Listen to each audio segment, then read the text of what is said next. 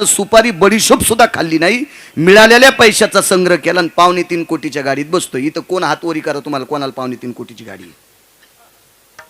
मग महाराज मोठ्या गाडीत आला म्हणजे मोठा नसतो. महाराजाकडे मोठी बिल्डिंग आहे म्हणून मोठा नसतो.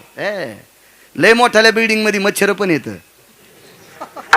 तुम्ही पैसे देऊन बिल्डिंग बांधली, पण तुमच्या बिल्डिंग मध्ये आलेले मच्छर पैसे खर्चून मारावं लागते. मशीन लावल्याशिवाय मरतात का ते? नाही. हे सुद्धा मोठ्याल्या बिल्डिंग मध्ये काय नसतं त्याच्यात. एखादा महाराज मोठ्या घरात राहतो, मोठ्या बंगल्यात राहतो, हे पैसे भरपूर येत नाही. नाही, मग ज्याचं आचरणाचं कार्ड मोठे तो महाराज मोठा आहे.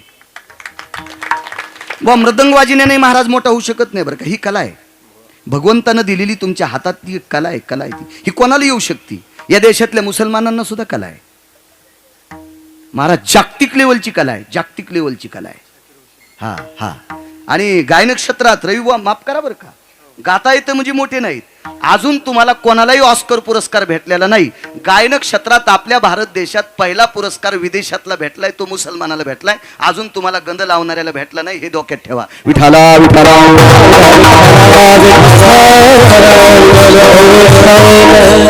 गायन करता आलं म्हणजे महाराज नाही, पकवाद वाजिता आलं म्हणजे महाराज नाही, कीर्तन करता येते बाळूला म्हणजे महाराज नाही.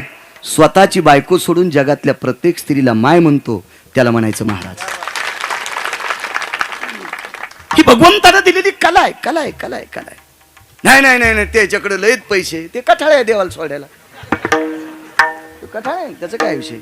तुम्ही घेतलेली बैल काय खाते, तुम्ही टाकलेली वैरण खातील, आणि देवाला सोडायला कठाळे. दादा जर भद्रा मारुतीला एखादा गोरं सोडलं तर कोणाची मका हाणतं, वरी हानीत नाही आणि खालची खात नाही, मधल्याच बिटे हाणतो. मधल्याच बिटे हाणतो ते, मधल्याच. इतका कठाळ्या हुशार. पण ते आवताला जमत नाही, डमनीला जमत नाही, रेंगीला जमत नाही, नांगरीला जमत नाही, कशालाच नाही. गाडीला धरलं की मधल्याला पालथ. हो, आवताला धरलं की जाणुळे कूस फाउंड गिवंड चट दांडी गिंडी चट फेकून द्यायचं काम आहे ते कठाळ्या. पण खातू किती ओरिजिनल आहे की नाही दादा, मधल्यात बिटे हाणतो. मग तसं त्या कठाळ्यासारखे काही नशीबवान नशीब घेऊन आलेत म्हणजे एका महाराज असतात का. विठाला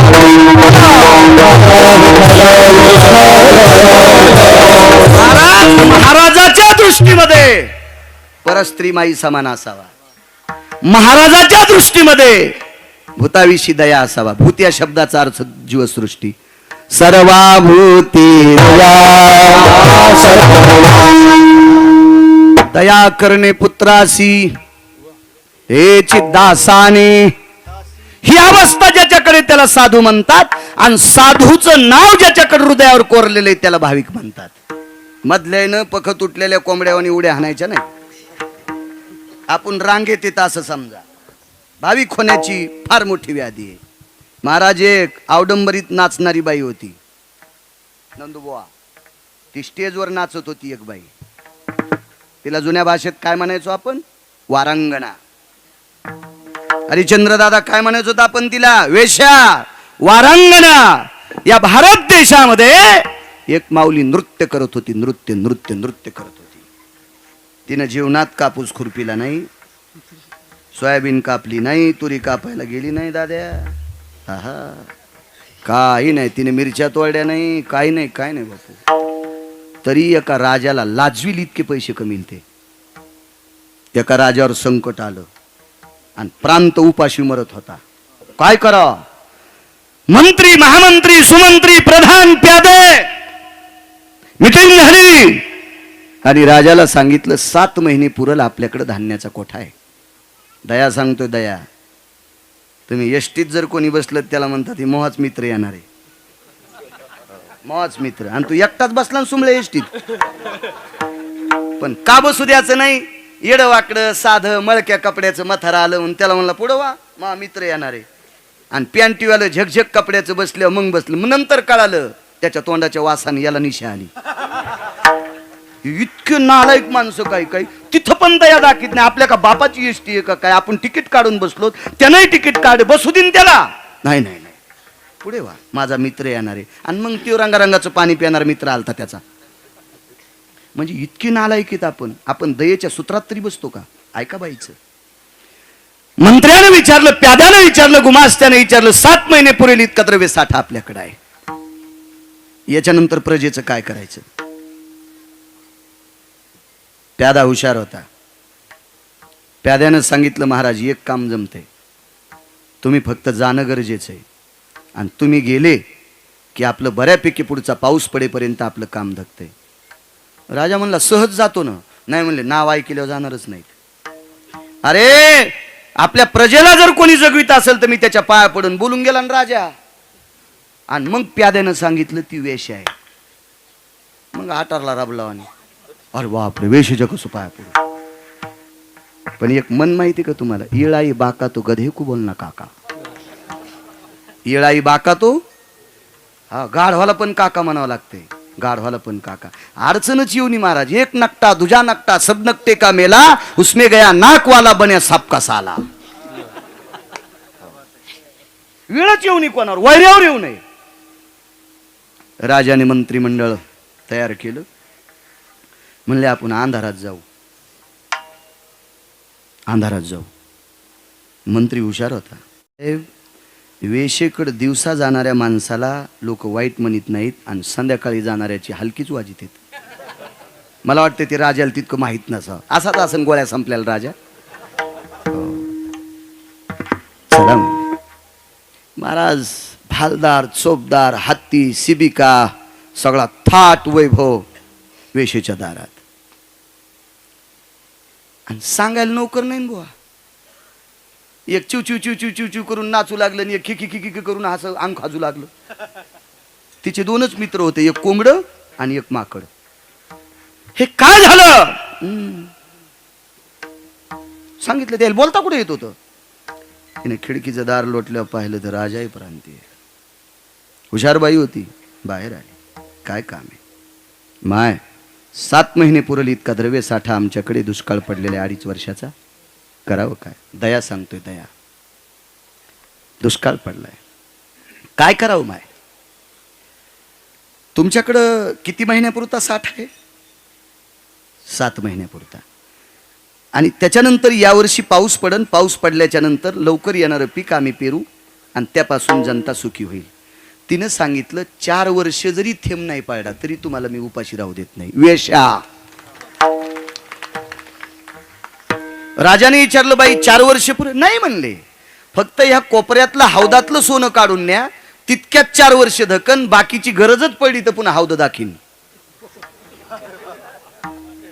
गोळ्या नाही संपल्या बरं माझ्या, मी वाचून सांगतोय.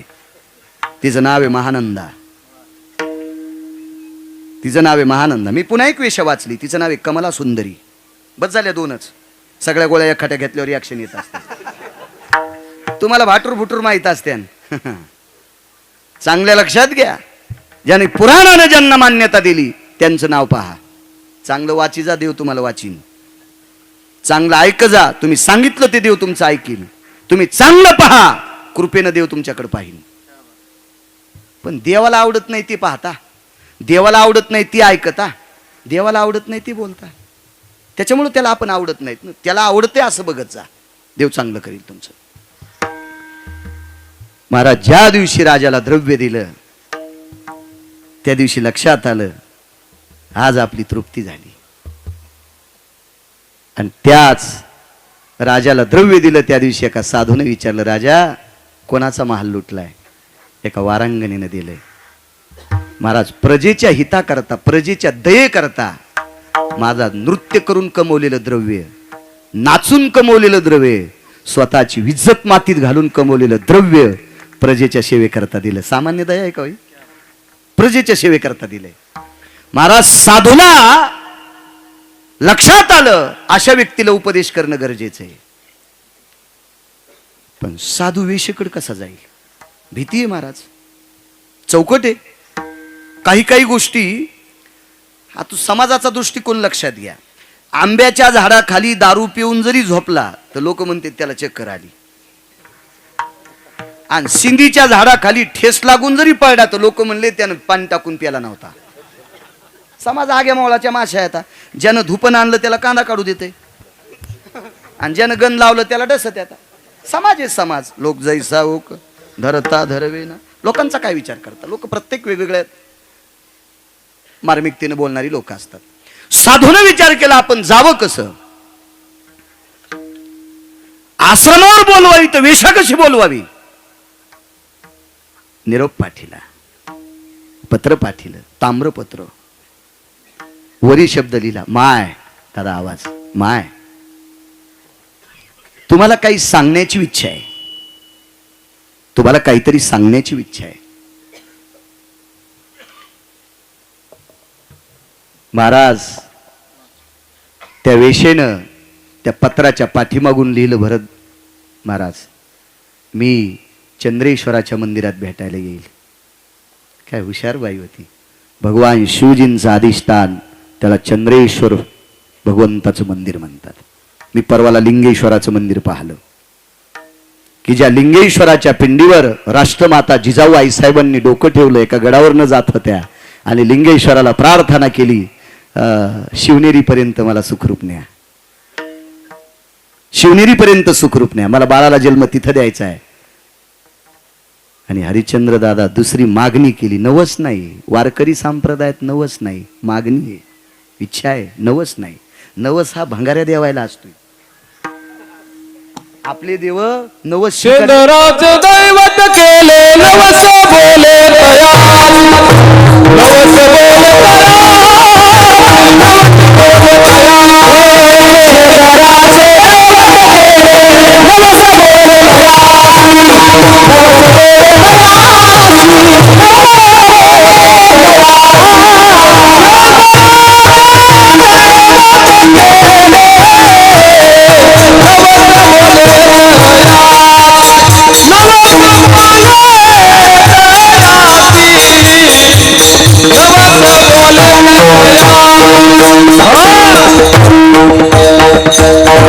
आमच्याकडे वैकुंठवासी नथुराम बाबा केहाळकर असं प्रमाण दिलं की म्हणायची कोटीची नोट.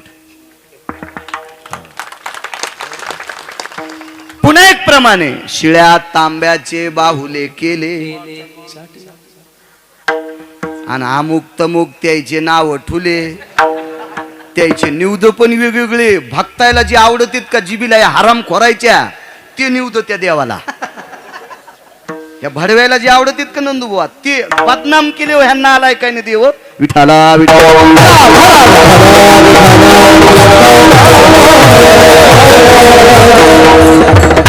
मागणी केली, लिंगेश्वरा मला शिवनेरीपर्यंत जाऊ द्या.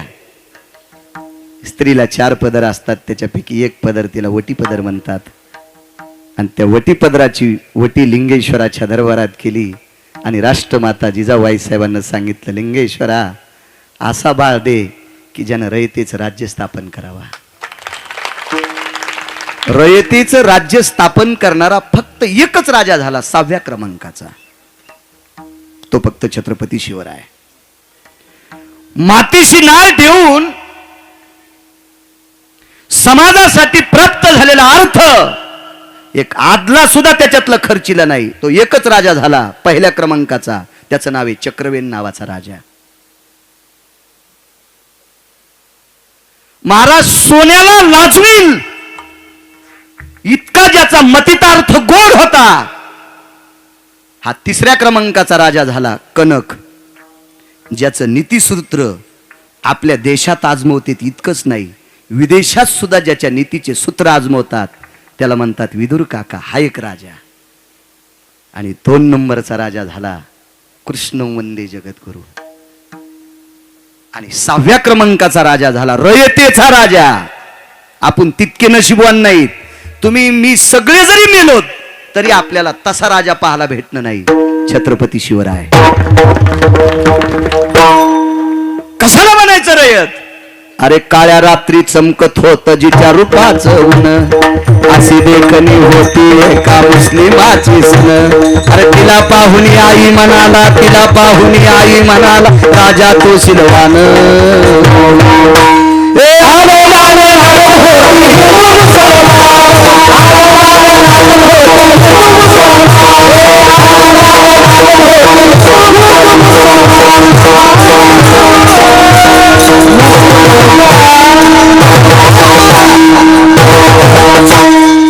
शुद्ध गाईचं वासरू येते. मग आज गळा खराब झालाय, पण त्यानं धकून नेलं मला कसं तरी. नाहीत मला काय गाता येत नाही, मी स्पष्ट माणूस आहे. जे येत ते सांगा आपल्याला. पुराण कोणतंही सांगा. वानराचे 450 नाव पाठ. कोणी एखादी, आता सगळ्याच गोष्टी कशाला इचकायच्या आहे का नाही? कशाला इचकायच्या? बस तू का आता तिकडे जाऊन इथं लिकंबर सोडून तिथं बस तू.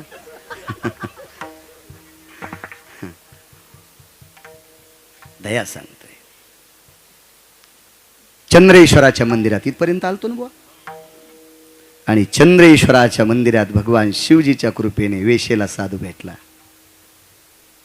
आणि स्वामीजी त्या साधून मार्गदर्शन केलं. 2-3 मिनिटापुरतं. अर्धक्षण घडता संताची संगती. महाराज, चांगल्या साधूला घासायची गरजच नाही. नंदुबा, घासायची गरज नाही. हा, लय घंटा 2 घंटे साबणा लावायची गरज नाही. आलिंगन संताची दिव्य झाली माझी काया, मस्तक हे पायावरी त्यांच्या ठेविता. काही वेळापुरता साधू 2-3 मिनिटात उपदेश केला आणि साधू निघून गेले. काय उपदेश भरत बुवा? तितक्या उपदेशाच्या नंतर वेश्या व्यवसाय बंद. वेश्या व्यवसाय बंद. हे तुमचं गाव कधीच लिहिलंय मी. माझे 7030 गाव झालेत, पण मी सांगितले अजून लय लोकांनी तंबाखू पण नाही सोडल्या.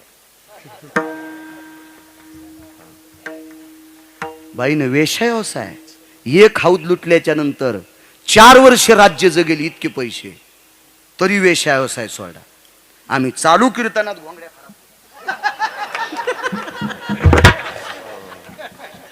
आमच्या पुढे बसणाऱ्याला पण नरक. विठाला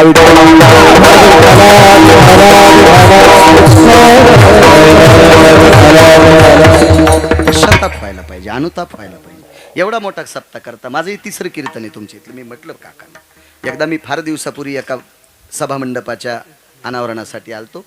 त्याच्यानंतर गेल्या वर्षी सिद्धेश्वर बुवा, या वर्षी आलो. एवढा मोठा सप्ताह करता.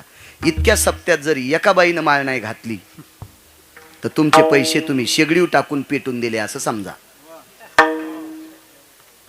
एवढ्या सप्ताहामध्ये 5 जर पोरानं माळी नाही घातल्या तर तुमचे पैसे चोरानं खिसा हाणलाय असं समजा. तुम्ही बाजारात गेले पण हाणला गर्दीत तुमचा खिसा.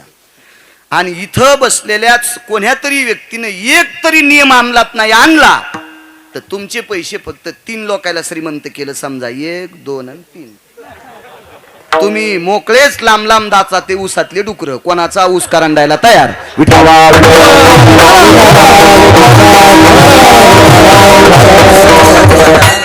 ज्याच्याकडे 100 एकर जमीन आहे त्याला घरच्या पुरती तरी दुधाची गाय असावा. जमीन किती आहे? 100 एकर दादा. एक तरी मसड आणि गाय त्याची इथे येलेली असावा. 100 एकर मोडरंडीची जमीन. आणि मला म्हणतो दूध प्याचं का? ते उंदरावणी थैली धरलेली हातात. म्हणलं मी का बोके आहे काय दूध प्याला? मारतो काय आम्हाला रोगर पाजल्यावानी? 100 एकर जमीन पिकच नाही ना.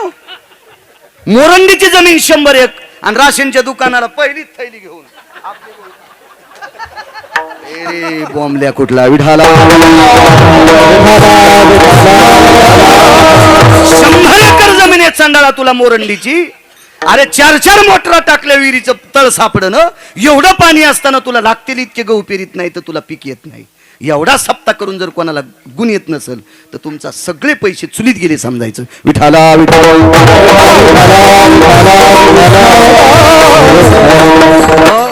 गुणाला 3.5 मिनिटामध्ये वेश्या व्यवसाय बंद केला. महाराज, आता भेटतो का साधू पुन्हा? स्वतःच पत्र लिहिलं आणि पत्र राजाला पाठवलं. आणि राजाला सांगितलं ज्या साधूनं ताम्रपत्रावर पत्र पाठवलं त्या साधूला पत्र पाठवा. आता मी वेश्या व्यवसाय तुमच्या म्हणण्यामुळे बंद केला, पण पुढे काय करू? साधूनं त्याच पत्राच्या पाठीमागून लिहिलं भजन कर.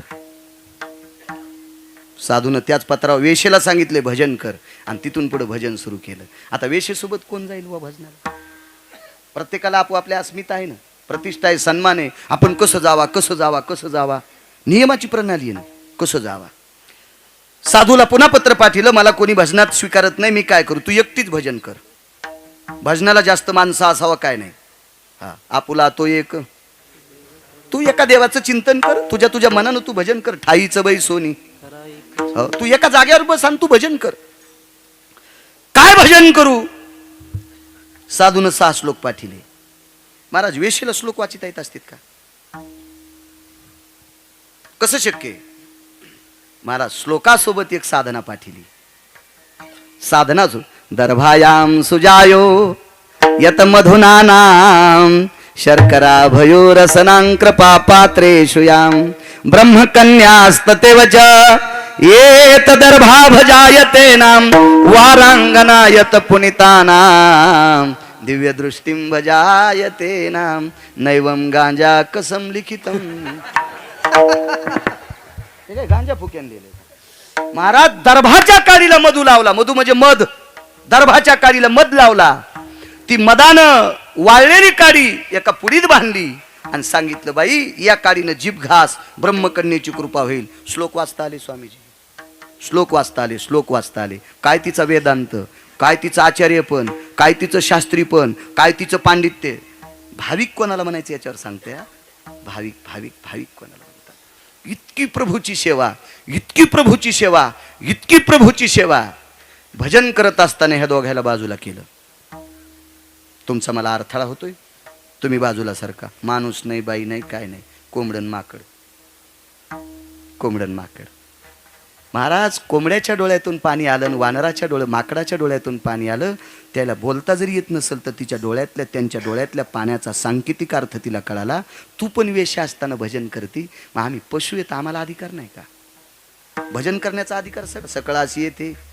कलियुगी उद्धार. आणि एका अभंगात आधी करून वेश्या, हा चांडाळाला सुद्धा आधी करून वेश्या. प्रत्येकाला भजन करण्याचा अधिकार आहे.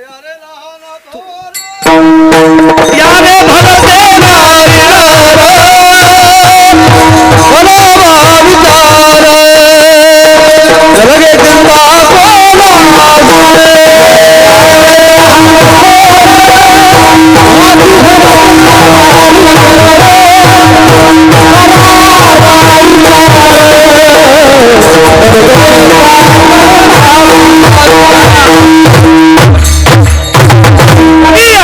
करा भजन, पण भजनाचे नियम सांभाळा, त्याची आचारसंहिता सांभाळा. तुम्हाला अधिकार आहे. महाराज त्यांच्या डोळ्यातल्या पाण्याचा सांकेतिक अर्थ कळाल्याबरोबर हिच्या डोळ्यातून पाणी आलं. वानर आणि कोंबड्या एका कोपऱ्यात जाऊन रडत होते. माफ कर, नाही म्हणे. पुन्हा गुरुजींना पत्र पाठवलं. माझ्याकडे कोंबडा आणि माकडे. गुरुवर्य, धर्मनिरपेक्ष, वैकुंठवासी, नामनिष्ठ, प्रातस्मरणीय वक्ते बाबा कोंबड्याला निषेध म्हणायचे. निषेध म्हणायचे. मग पुराण वाचणारी व्यक्ती येते. हिनं साधूला पत्र पाठवलं, माझ्याकडे कोंबडे, पुराणात कोंबडं जर निषेध असेल तर करावं काय? काय नियम लिहून दिले असतील देवजानी, तेवढं काय मी सांगणार नाही. मला टाइम 2 तासाचा आहे. बैल 2 आणि जमीन 300 एकर, इतकी पाळी होत नसते. इतकं कुठं कोंबडं सांगत बसू मी तिथं? तुम्ही पुन्हा म्हणताल याच्या इथं कुक्कुट पालन हे का काय, असं इचकिताल ना तुम्ही. पण जाऊ दे, मी पुराणातलं कोंबडं सांगतोय, हे बाहेरचं नाही. माकड आहे, अरे ते चंचळ आहे. चंचळाचं प्रतीक देत असताना माकडाचं नाव देत असतात. बघा पुराणात कितीतरी श्लोक आले. चांगलं वाची जा, लक्षात येईल तुमच्या. आणि साधूनं सांगितलं, बाई त्यांचाही स्वीकार कर. आणि मग तिनं त्यांना बोटानं ताल शिकिला. ती भजन म्हणत असताना बोटानं ताल शिकिला. महानंदेच्या भजनात नाचत असताना कोंबड्याचे नख गेले, नख. वानराचे पंजे गेले. इतकं नृत्य केलं, इतके नृत्य. भगवान चंद्रेश्वराच्या कृपेनं याच महानंदेला विश्वनाथ भेटले. परत बुवा विश्वनाथ, भाव लागन हो, भाव लागन ना. त्या योग्यतेचा भाव लागन. वेश आहे ती, पण भाव लागन. विश्वनाथ भेटले. विश्वनाथ, विश्वनाथाची पूजा. पुजाऱ्याला कळालं वेश आहे. काळ बेकार होता त्या काळात. फार विचित्र काळ होता. आता ते डोक्यात घेऊ नका, डोक्यात घेऊ नका, डोक्यात घेऊ नका. माझ्या लहानपणी गड्याला दुधाची गुंडी जरी वाड्यात नेऊन द्यायची तर त्याचा बूट वाड्याच्या पलीकडे 50 फुटानं काढावा लागायचा. आणि धोत्राच्या आच्या गुच्या सावरून मालकाच्या वाड्यात दुधाची गुंडी नेऊन टाकायला द्यायची. आता चपलाचं बुंडल तुटलं तर मालकाच्या हातात चप्पल घे, मी बैल वळून आणतो. काळ बदलला, काळ बदलला. आता उलटे गडी 2 लाख रुपये एकदाच उचलायलेच आणि त्याच मालकाला खताला दीडीने द्यायले. आर्थिंगच करण हाणलं, आर्थिंगच करण हाणलं. हो, लांब दोऱ्यानं. ते काळ बदलला ना, त्याचा नाही विचार करायचा. तिलाही स्वीकारलं. पूजा करत असताना ह्या दोघांनी रडायला सुरुवात केली. भाव सांगतो महाराज, भाव सांगतो आणि मग तुमच्यावर येतो. मग पा भाव किती गोड येतं. वानराने आणि कोंबड्याने तिच्याकडे बघितलं. माय, आम्हाला विश्वनाथाच्या मंदिरात येता येईल का? आम्हाला एकटीला सोडून चाललीस. पुजाऱ्याला विनंती केली, पण माकडाला आणि कोंबड्याला प्रवेश निषेध. माकडं चंचळ असतात, उड्या हाणतात. कोंबडे कुठले तांदूळ हाणतात, कुठेही इचकितेत. कोंबडे तुका म्हणे झाली पुढेची उकरी.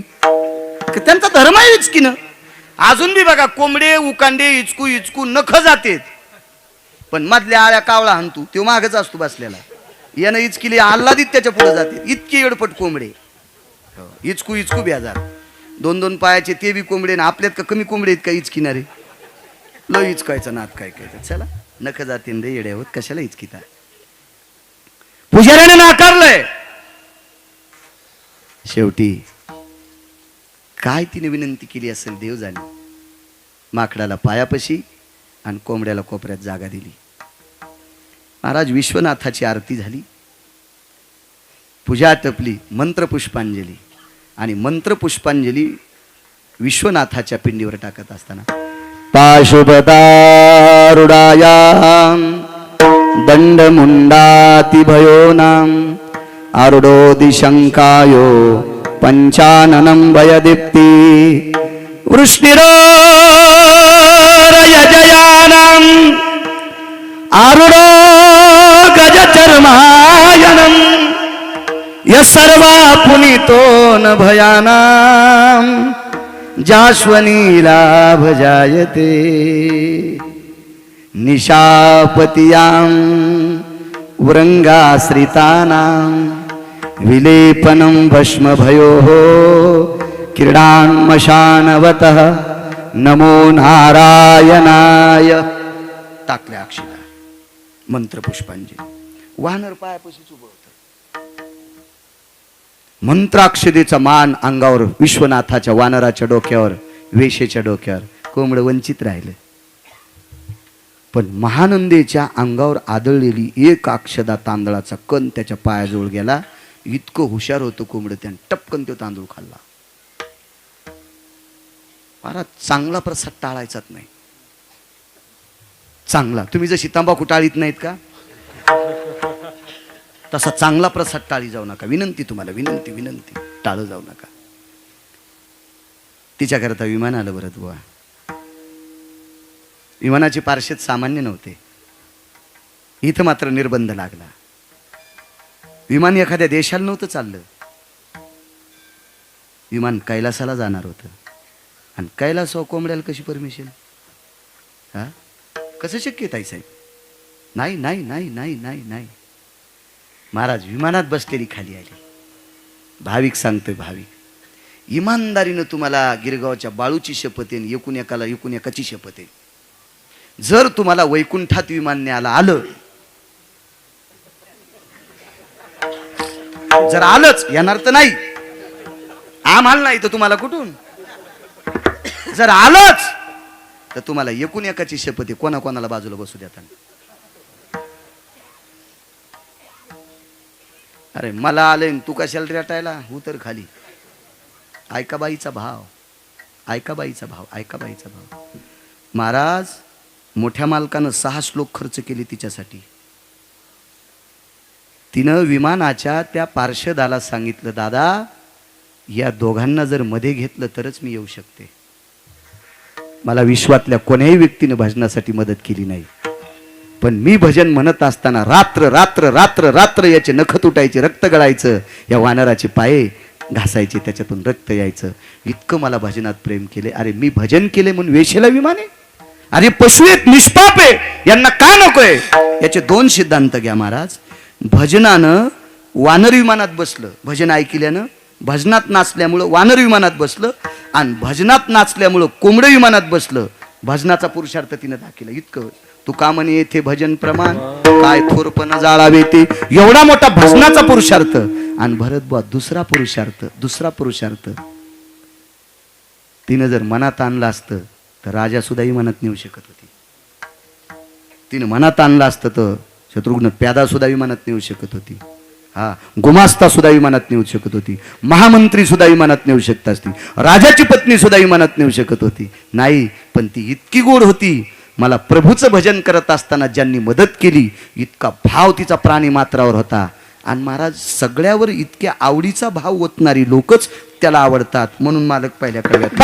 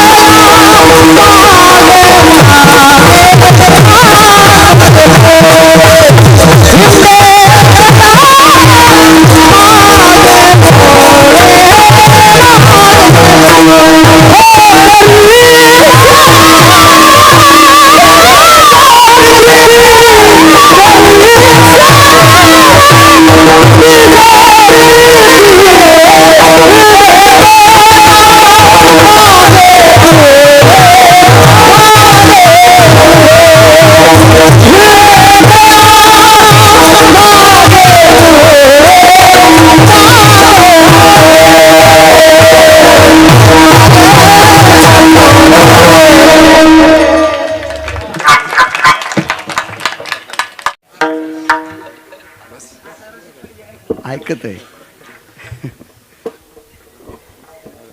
आता तुम्हाला भेटला असेल 3 वर्ष मॅच खिशात ठुलत इठाला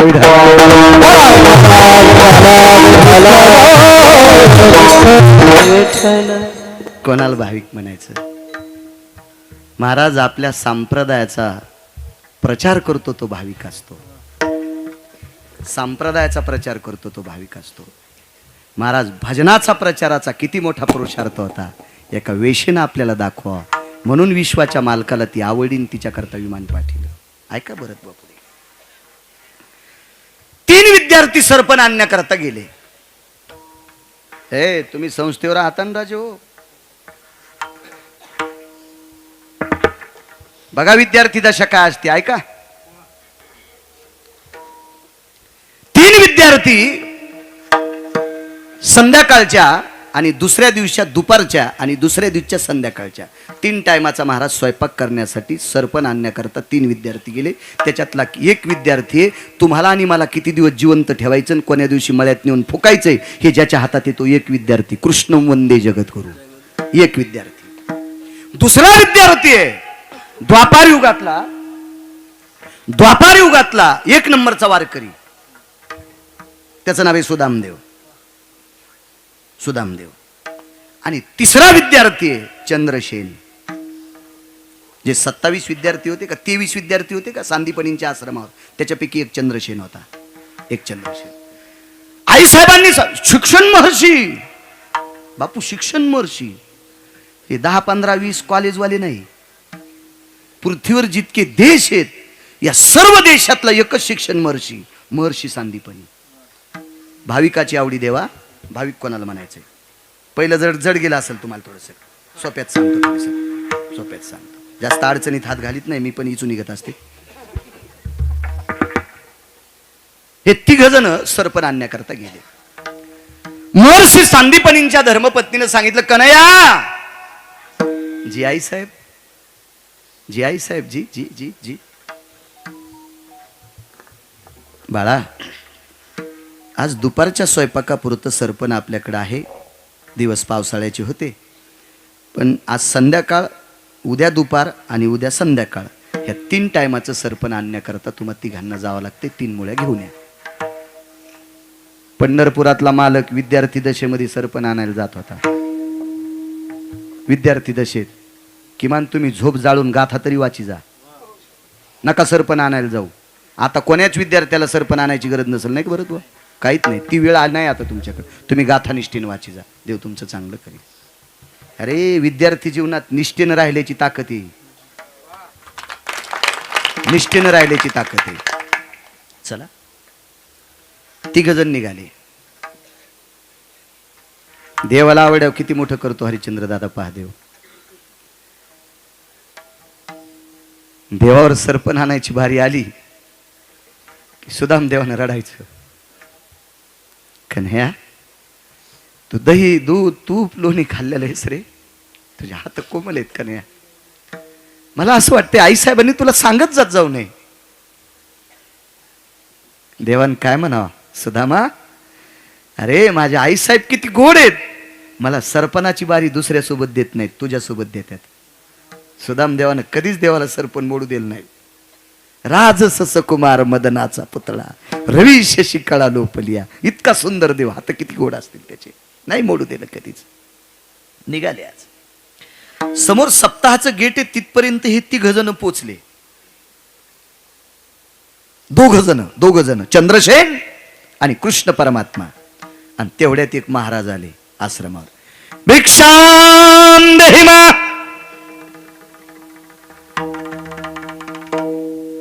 भात शिजत घातलेला होता आणि त्या महाराजांना कांती भिक्षा आवडत नव्हती.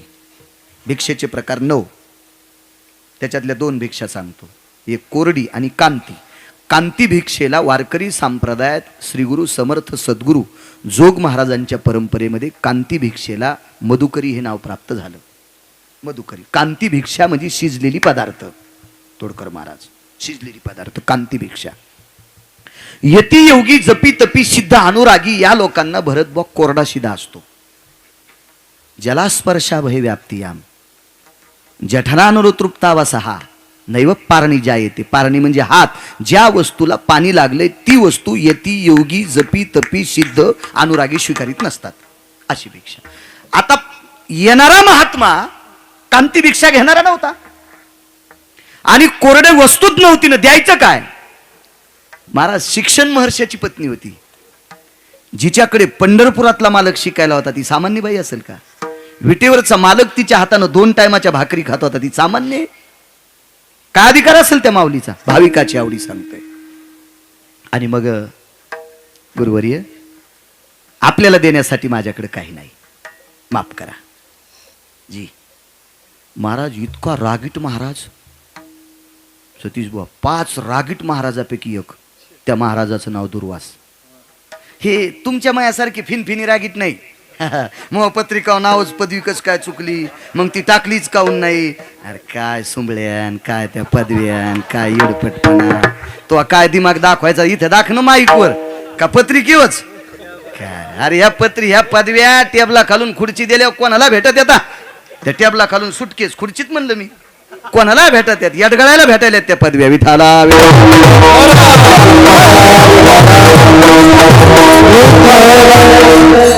ते पत्रिका छापणार कदरली, ते बसनत ना त्या पदव्या तितक्या, बसत ना तितक्या त्या बसत ना. हो, मगाशी एक जणाचा फोन आला, त्यानं 14 पदव्या सांगितल्या. माझ्या कानातली किडी मेली. काम आणि काय तारीख घ्यायची, मग इतक्या पदव्या काय सांगायला. का माझ्या घरी पोरगी द्यायची का मही त्याला करायची, काय गरजच नाही इतक्या कुठं नाही. तारीख घ्यायची. पण ते आहे का नाही, तुम्ही होते ना ऐकायला बुवा. काय लोक सांगतील बापा बापा बाबा, हे फुकट कळण शेंडी वळवळ, हे नाद असते लोकांना. चला, 5 रागीट महात्मे, शीघ्र कोपी म्हणायचं पुराणाच्या भाषेत. दुर्वास महाराज, दुर्वासानं पापण्या खाली केल्या आणि सांदीपनींच्या पत्नीनं नमस्कार केला. अधिकारी मायवली होती ती. हा, देवाला भाकरी घालीत होती. साधी होती का महाराज ती? देवाला भाकरी घालायची. पण दुर्वास निघल्याच्या नंतर पाठीमागून सुदामदेव निघाले. आवाज दिला, सुदाम जी आई साहेब. मधात गेल्या आणि माझ्या पश्चात बसतीत इतके हरभरे एका कपड्यात बांधले आणि ते सुदामदेवाला देऊन टाकले. सांगितलं, बाळा चंद्रसेन, तू आणि कन्हैया तिघजण हे हरभरे खाऊन टाका. इतकेच हरभरे, म्हणजे एक एक चिमुटी एक एकाला येणार, पण तिघा जणांनी खा. गुरुमातेचा संदेश. चंद्रसेन आणि भगवान कृष्ण परमात्मा त्या गेट पर्यंत, हे आजयच्या स्टँडच्या पलीकडं सुदामदेव आणि त्यांच्या थोडसे पुढे दुर्वास होते. आणि सुदामदेवानं दुर्वासाला ओलांडलं नव्हतं, ओलांडायला पाहिजे, हे घरानं होतच नव्हतं. पण सुदामदेवाला ओलांडून माझा सखा पुढे गेलाय. तळमळ होती हो, देवाईशी लय आवड होती. माझा सखा पुढे गेलाय म्हणून पावलं उचलले स्वामीजी आणि कमरेला खोसलेलं गथुडं दुर्वासानं पाहिलं. ए जी मुद्रा, ए मान खाली घातली. जी काय कमरेला? आईसाहेबांनी हरभरे दिलेत. आईसाहेबांनी हरभरे दिलेत, हरभरे दिलेत, हरभरे. ठीक आहे, मला नाही दिले रे. हरभऱ्याला कुठं पाणी होतं? कोरडे होते ना. मला नाही दिले रे. मी देऊ का? सोडी कमरेची पुरचुंडी फडक्यात बांधलेली. मी देऊ का तुम्हाला? अरे दुसऱ्याचं खाणारा मी नाही. काय वाक्य असतात महाराजा लोकांचे. तुम्हा तिघांना दिले ना शत्रुघ्न, हे मला नाही खायचं. पण लक्षात ठेवा बेट्यांनो, मला टाळून तुम्हाला दिलंय. पुढे सांगतो काय झालं तर. एकट्यानं ऐकलं तो दुर्वासाचं वाक्य. एकट्यानं ऐकलं दादा, एकट्यानं ऐकलं. एका झाडावर चढले, त्या झाडाची एक फांदी वाळलेली होती आणि वाळलेली फांदी कडा कडा कडा कडा कडा मोडून खाली एकट्या सुदामदेवानं टाकली. चंद्रसेनाचा जरा अशक्तपणा होता, मी नाही सांगत. हा, डोंगरोजी महाराज सांगायचे चंद्रसेन. भागवतातलं नाविन्यपूर्ण रत्न धारुरकर शास्त्री, चक्रांकित महाराज, श्री गुरु रामचंद्रजी डोंगरोजी महाराज सांगायचे चंद्रसेन तब्येतीने वीक होता. चंद्रसेनाचे आई वडील वारले होते, अनाथ लेकरू होतं आणि दुर्वास जात असताना झाडाच्या बुंथ्यापाशी रडत बसलं होतं. काय आई बाबा गेलेत, चल माझ्या आश्रमावर. वीक झालेलं शरीर होतं. पण सुदामदेवानं लक्षात घेतलं, एका साधूचा मुलगा आहे, आई वडील मृत्यू पावलेत, म्हणून तूही सरपण नको मोडी जाऊ. जगाचा बाप कोमल आहे. जगातलं कोणतंही फुलाची पाकळी पंढरपुरातल्या मालकाच्या गालाला लावा, पाकळी लाजून खाली पडन, इतका सुंदर येतो. राजस सुकुमार मदनाचा पुतळा किंवा रूप सावळे सकुमार, कानी कुंडल मकराकार. पंढरपुरीचा निळा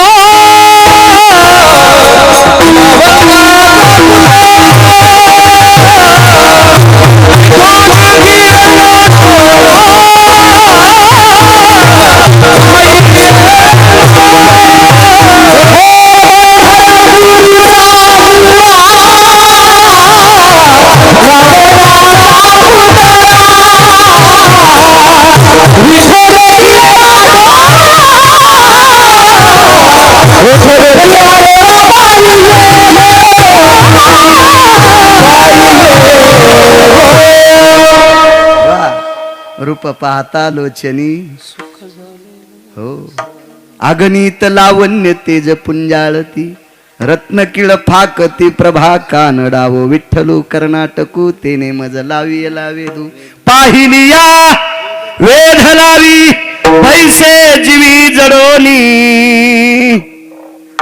काय ताकद महाराज.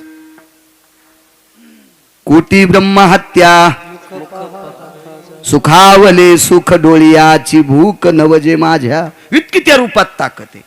आणि एवढा सुकुमार देव, त्याला कसं सरपण एकट्या सुदामदेवानं मोडायचं. काबाड कष्ट करणारा महात्मा, ब्राह्मणाच्या कुळातला साधू.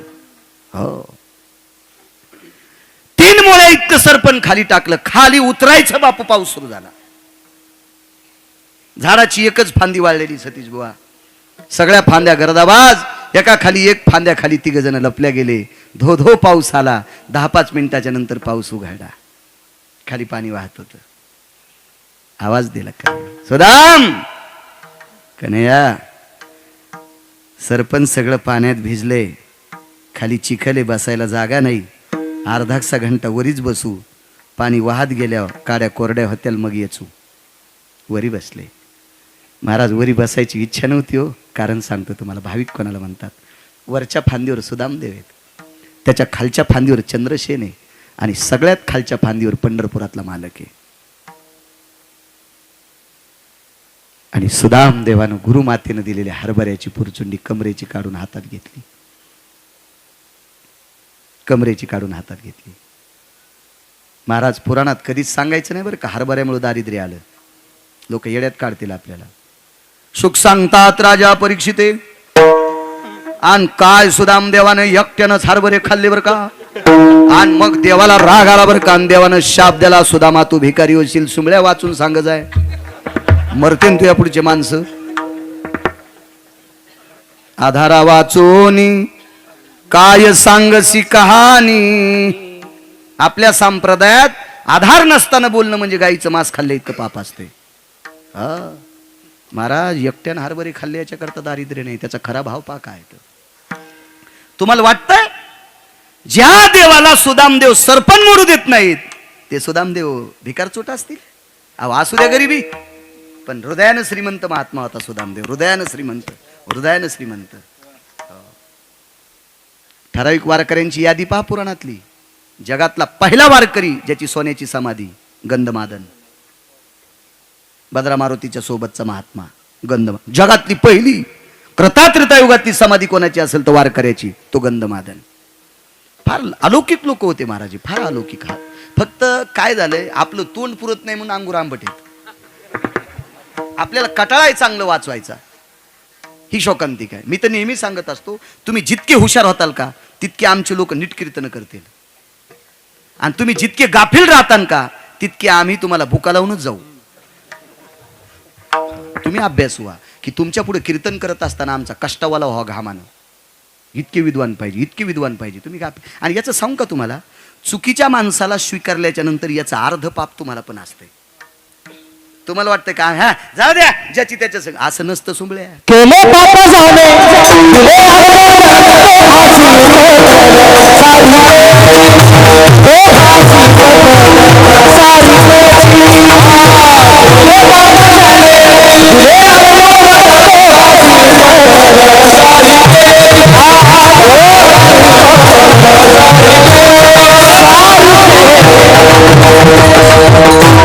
क्या बात आहे. दोघायला पाप येते. सुदामदेवानं ते हरभऱ्याकडे पाहून 10-15 मिनिटं रडत होते. सुदामदेवाने विचार केला, ही हरभरे जर जमिनीवर टाकली आणि किड्या मुंग्यानं खाल्ले तर त्यांचं आयुष्यात बदल आहे. ही हरभरे एखाद्या वानरानं खाल्ले तर त्याच्या जीवनात बदल आहे. ही हरभरे जर पाण्यात टाकली, समुद्रात गेली, जलचरानं खाल्ली नंदुबा तर त्यांच्या जीवनात बदल आहे. ही हरभरे एखाद्या वाटसरूनं खाल्ली तर त्याच्या जीवनात बदल आहे. पण हे हरभरे खालच्या दोघांनी खाता कामा नये. एकट्यानं हरभरे खाऊन टाकले. एकट्यानं. खालचं फार चतुर आहे. देव चतुर, देव चतुर. चतुर आहे महाराज, त्याच्यासारखा चतुरच कोणी नाही. चतुरा तो शिरोमणी. कितीतरी महाराज चतुरच नाही. एक जण म्हणला तालुक्यात माझ्यासारखा चालू कोणीच नाही. पठ्यासारखा चालू तालुक्यात कोणी नाही. म्हणलं चालू तू यासारख्या चालूला जनजन्माला घातले, तो किती चालू, तो किती चालू याचा विचार कर ना तू. का तूच पण तुम्ही तालुक्यात चालू, मी तालुक्यात चालू. माझ्यासारखा गुंडच कोणी नाही. अरे ज्यानं रावणाला आपटू आपटू हाणले, तो किती नंबरचा गुंड. त्याच्या कुठे बरोबरी होत असते वे देवाची. देव देव आहे महाराज. ते त्याच्या कशाचीच बरोबरी करू नका. त्याचं फक्त गुण घेत जा. इतकंच मोठं काम करा, त्याची नाही बरोबरी करायची. खालून आवाज दिला, सुदाम जी कन्हैया काय वाचतंय रे. सितो जायते नाहम दंत पंगती आसू. शीत म्हणजे थंडी आणि दंत पंगती म्हणजे दात. अति थंडी वाढल्यामुळं माझे दात कडकड वाजतात. इतका पुरावा आहे फक्त बरं का, 1.5 श्लोकाचा. हा, एवढाच पुरावा. चंद्रसेनाने विचारलं, माझ्याकडे कमरेला बांधलेला एक छोटासा शेला आहे, तुझ्या डोक्याला बांधायला देऊ का? सुदामदेवानं सांगितलं, चंद्रसेन, माझ्यापेक्षा तू अशक्त आहेस, तुला बाहेरचं वातावरण सहन करण्याची क्षमता नाही, तो छोटासा पंचा तुझ्या कानाला बांध. दया आहे, दया आहे. खालच्यानं पुन्हा विचारलं पंढरीतल्या मालकानं, काय वाचतंय? सितोदंत पंगती हाम. थंडीनं माझे दात वाजतेत, माझे दात वाजतेत, एवढं सांगितलं. वा. सगळे खाणं झाल्याच्या नंतर सुदामदेवानं सांगितलं, चला सरपण कोरडं झाले. मगाच झालत. सरपणाच्या 3 मोळ्या बांधल्या, तिघांच्या डोक्यावर घेतल्या. चंद्रसेन पुढे, पाठीमाग सुदामदेव आहेत आणि या दोघांच्या पाठीमाग देव आहेत. असं कधीच होत नव्हतं, पण हे मुगदान मागं राहिले. सुदामदेव देवाला कधीच मागत होत नव्हते. हा, देवाला मदत घेत होते. पण आज भगवान म्हणले तू पुढे चाल, कारण देवाला बोलायचं होतं याला. एका ठिकाणी भगवंतानं पाठीला असं खुणवलं आणि सांगितलं, सुदाम, त्रास होतो रे. देवा, माझ्या डोक्यावर 2 मोळ्या देतोस का? नाही, आईसाहेब मला बोलत्याल, आपण थोडा वेळ विश्रांती करू. विश्रांतीचं नाटक होतं. ऐका पुढे, ऐका. भाविक कोणाला म्हणतात. आणि त्या 3 मोळ्या एका झाडाखाली ठेवल्या, थोडंसं बसले आणि भगवंतानं चंद्रसेनाला सांगितलं, चंद्रसेन, थोडासा आराम कर, आम्ही पुन्हा काही बघतो, उद्यासाठी परवासाठी सरपण बघतो. पहा किती नाटक आहे. आणि सुदाम देवाला बाजूला घेतलं आणि देवानं सांगितलं, सुदाम, तुला शोभतं का रे? अरे, तुला मित्र ही गोष्ट काही कळती का रे? तुला काही गरिबाविषयी अस्मिता आहे का रे? अरे, मी दही दूध तूप खाऊन मठ्ठ झालेला व्यक्ती आहे, मी समर्थाचा आहे आणि षडगुण ऐश्वर्य संपन्न आहे ना. तो का भिकारी तोडाचे? षडगुण ऐश्वर्य संपन्न आहे. पण चंद्रसेनाचे मायबाप वारलेत रे, तर त्याच्या वाट्याचे हरभरे का खाल्लेस? सुदामदेवाच्या डोळ्याला पाणी आलं. भगवंतानं सांगितलं, मला माहित होतं कधी बी चुकलं की तू रडूनच जिरितोस, कधी बी चुकलं की तू रडून जिरितोस.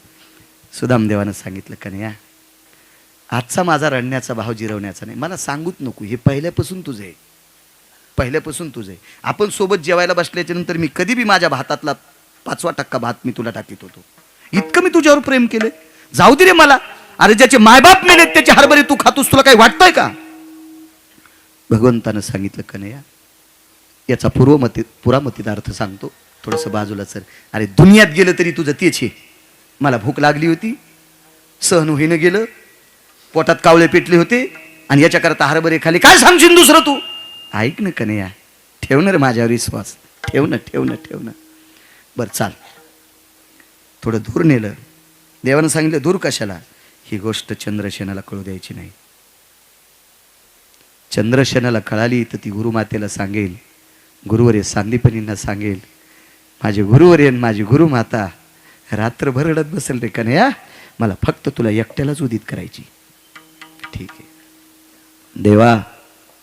ही हरभरे या विश्वातल्या समुद्रातल्या जलचराला सुद्धा खाऊ द्यायची नव्हती, या देशातल्या वानरांना सुद्धा खाऊ द्यायची नव्हती, पशु पक्ष्यांना खाऊ द्यायची नव्हती, रस्त्याच्या वाटसरूला खाऊ द्यायची नव्हती. देवा, पशु पक्ष्यावर जर मी इतकं प्रेम करत असेल तर माझं प्रेम चंद्रसेनावर किती आहे? मला चंद्रसेनाला सुद्धा खाऊ द्यायची नव्हती. देवा, मला चंद्रसेन जर इतकं आवडत असेल तर मला तू किती आवडतोस रे? किती आवडतोस तू मला? कडकडाटून मिठी मारली देवानं. सुदामा, मला सांग ना, तू एकट्यानं हरभरे का खाल्ले? देवा, या हरभऱ्यावर दुर्वासाचा शाप होता, या हरभऱ्यावर दुर्वासाचा शाप होता. दुर्वासानं सांगितलं, बेटांनो, मला दिले नाही, तुम्हाला दिले, तुमचे घेणार नाही, पण जो कोणी हरभरे खाईल त्याच्या दारिद्र्याला सीमा राहणार नाही, तो भिकारी होईल, तो दरिद्री होईल. देवानं सांगितलं, सुदामा, मग आपण तिघांना जर वाटून खाल्ले असते तर? ऐक न कन्या, अरे, ज्याचे मायबाप भाकरी करता करता मेलेत रे, भाकर करून मेलेत. आज कुठेतरी आपल्या गुरुवर्यांची कृपा झाली म्हणून 2 टायमाला एक झाकणीभर भात त्याला खायला भेटतो रे. इतका गरीब माझा चंद्रसेन आहे, त्यानं जर हरभरे खाल्ले असते तर तो जन्मभर भिकारी झाला असता. आणि ऐक ना रे देवा, ऐक ना कन्हैया, माझं तुझ्यावर फार प्रेम आहे रे, तू भिकारी होता कामा नये. देवानं सांगितलं, सुदामा, तू ऐक ना देवा, अरे दुर्वासानं सांगितलं या जन्मात तो भिकारी होईल. ते जर म्हणले असते ना जन्मोजन्मी भिकारी होईल, तरी पण मी हरभरे खाल्ले असते, पण तुला खाऊ दिले नसते रे कन्हैया, तुला खाऊ दिले नसते. महाराज पंढरपुरातल्या मालकाच्या लक्षात आलं, मला षडगुण ऐश्वर्य माझे टिकून ठेवायचं काम माझ्या सुदामानं केलं. सुदामानं केले. याची परतफेड करण्यासाठी गाव तर सोन्याचं दिलं इतकंच नाही, तर जगात सोन्याची गावं असणारे बऱ्याच लोकायला होते, पण सोन्याचा मसनवाटा असलेला हरिश्चंद्र दादा एकच व्यक्ती होता, ते फक्त सुदामदेव होता. सोन्याचा मसनवाटा दिला. महाराज श्रुतीनं देवाला प्रश्न केला, असं का का देवा, इतके वेळे का झालात तुम्ही, मसनवाट्या सगळं सोन्याचं का दिलं. भगवंताला श्रुतीला बोलत असताना शब्द अपुरे पडले आणि डोळ्यातून जितकं पाणी वाहत होतं तितकं वेगात पाणी वाहत होतं आणि थरथर जगाचा बाप कापत होता. दोन्ही हात हृदयावर ठेवले, श्रुती मी सुदाम देवाला सोन्याचं गावन सोन्याचा मसनवाटा दिला, हे चुलीत घाल. मी सुदाम देवाला सोन्याचं गावन सोन्याचा मसनवाटा दिला, हे चुलीत घाल. हे देण्यासाठी मला श्रीमंत कोणी केलं असेल तर ते माझ्या सुदामाने केलंय. दुर्वासानं दिलेली हरभरे त्यानं न खाता आमच्या दोघांपैकी कोण्या एकाला जर दिले असते तर आम्ही दोघही भिकारी झालो असतो. महाराज दारिद्र्य स्वतः स्वीकारलं, पण देव दरिद्री होऊ नये इतका भाव ज्याच्या अंतकरणात आहे, म्हणून गाव सोन्याचं दिले आणि ही लोक त्याला आवडतात. पहिल्या कडव्या